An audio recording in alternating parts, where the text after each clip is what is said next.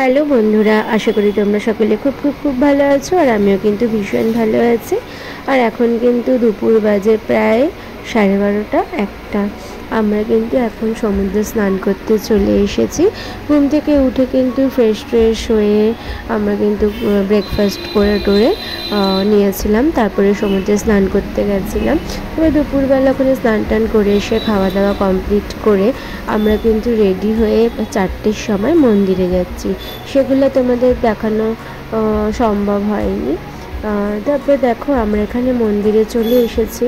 এসেই দেখছি মন্দির কিন্তু নতুন রূপে পুরো সেজে উঠেছে। আমি যখন এর আগের বার এসেছিলাম তখন দেখছিলাম কাজ হচ্ছিল, আর এবার এসে দেখলাম কাজ পুরো কমপ্লিট হয়ে গেছে মোটামুটি। আর চারিপাশটা কিন্তু খুবই সুন্দর করে কিন্তু সাজিয়েছে, চেনাই যাচ্ছে না যেটা পুরীর মন্দিরের বাইরেটা।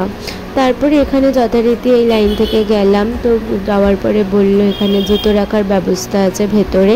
গিয়ে দেখছি ওখানে প্রচণ্ড লাইন, তাই জন্য আমরা রাস্তার ওপারে গিয়ে আমরা কিন্তু জুতো আর ফোনটা জমা দিয়ে মন্দিরে প্রবেশ করব।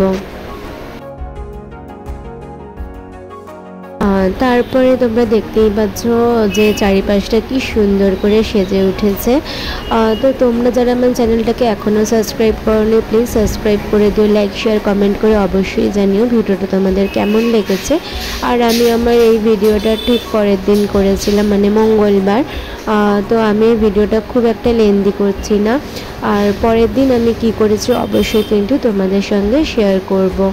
তারপরে কিন্তু আমরা মন্দিরে প্রবেশ করে ভালো মতো পুজো টুজো দিয়ে আমরা কিন্তু বেরিয়ে এবার হোটেলের দিকে রওনা হব।